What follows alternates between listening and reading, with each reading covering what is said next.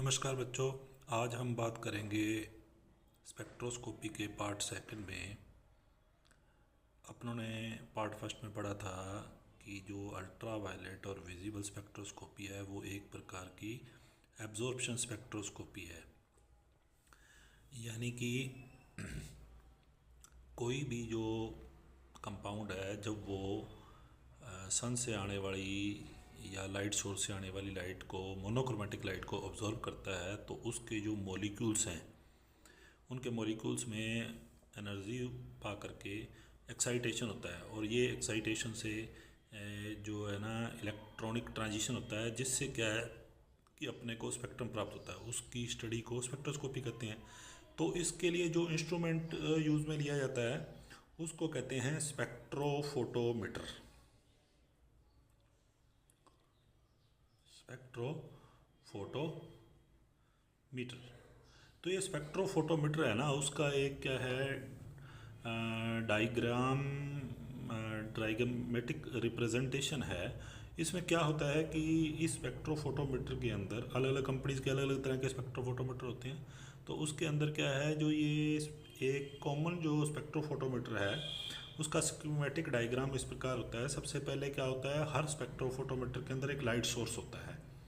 वो light source से क्या है, पॉलीक्रोमेटिक लाइट्स जो है ना वो निकलती है। इसके बाद ये जो पोलोक्रोमेटिक लाइट होती है ये आगे एक मोनोक्रोमेटर के ऊपर इंसिडेंट होती है।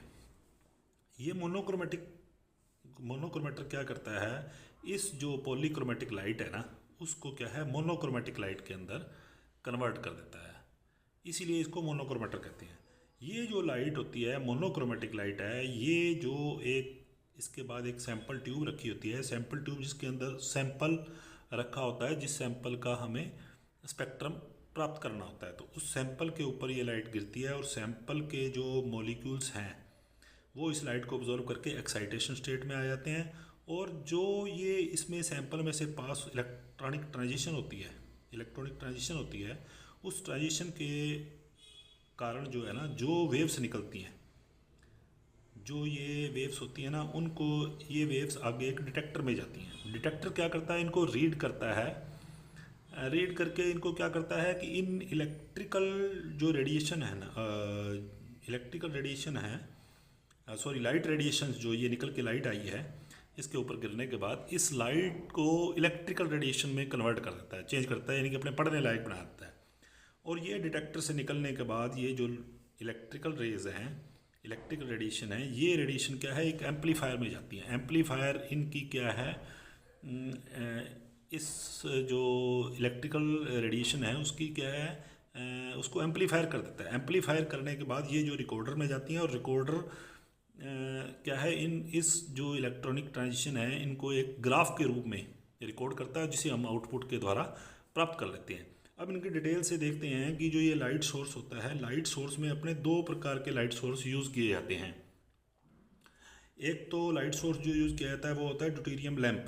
ड्यूटेरियम लैंप कब यूज़ किया जाता है, जब अपने को क्या है अल्ट्रा वायलेट स्पेक्ट्रम यूज़ करना है, यानी कि लाइट की रेज जो हमें क्या चाहिए, जब 200 से 400 नैनोमीटर की रेज में अपने को स्पेक्ट्रम निकालना है वेवलेंथ के अंदर, तो हमें क्या है ड्यूटेरियम लैंप का यूज़ किया जाता है, जो कि लाइट सोर्स का काम करता है स्पेक्ट्रोफोटोमीटर में। और जिस स्पेक्ट्रोफोटोमीटर में क्या है अपने को विजिबल स्पेक्ट्रम निकालना है, तो जो लाइट सोर्स होता है वो यूज़ किया जाता है टंगस्टन और हैलोजन। टंगस्टन हैलोजन लैंप का यूज़ किया जाता है किसके लिए, लाइट सोर्स के रूप में। ठीक है, ये लाइट सोर्स क्या होता है, एक लाइट को जो है ना पॉलीक्रोमेटिक लाइट है उसको जनरेट करता है, जो क्या है आगे जाकर सैंपल पे गिरेगी। अब ये जो लाइट सोर्स है इसके बाद नेक्स्ट अपना आता है मोनोक्रोमेटर, जिसके ऊपर लाइट गिरती है। मोनोक्रोमेटर का काम क्या होता है, मोनोक्रोमेटर जो ये पॉलीक्रोमेटिक लाइट होती है उसको मोनोक्रोमेटिक लाइट में चेंज करने का काम करता है। मोनोक्रोमेटर जो है ना तीन टाइप के यूज़ किए जाते हैं अलग अलग स्पेक्ट्रोफोटोमीटर में। एक तो या तो फिल्टर यूज़ किए जाते हैं या प्रिज्म यूज़ किया जाता है। ज़्यादातर प्रिज्म का यूज़ करते हैं, फिल्टर का यूज़ करते हैं। और तीसरा क्या होता है, या फिर ग्रेटिंग यूज़ की जाती है। ठीक है, ये मोनोक्रोमेटर का काम क्या होता है? मोनोक्रोमेटर जो पोलोक्रोमेटिक लाइट है उसको मोनोक्रोमेटिक लाइट के अंदर चेंज कर देता है। इसके बाद बात अपने करते हैं सैंपल ट्यूब। सैंपल ट्यूब एक ट्यूब होती है जो क्वार्ट्ज की बनी होती है। इसके अंदर अपने क्या है, बिल्कुल साफ़ सुथरा जो है ना सैंपल डालते हैं, जिसका अपने को क्या है अल्ट्रा वायलेट स्पेक्ट्रम ज्ञात करना होता है। उस सैंपल को इस सैंपल ट्यूब के अंदर रखा जाता है। ये जो सैंपल ट्यूब है मोनोक्रोमेटर और डिटेक्टर के बीच में होती है, दोनों के सेंटर में। अब इस सैंपल ट्यूब के बाद बात आती है डिटेक्टर की। डिटेक्टर जो होते हैं ना, 5 प्रकार के यूज़ किए जाते हैं। एक होता है बैरियर लेयर सेल।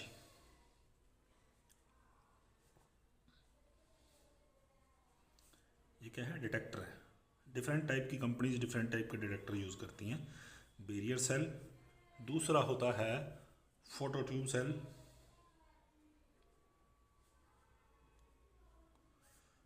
तीसरे टाइप का है फोटो मल्टीप्लायर ट्यूब। और चौथा है थर्मोकपल।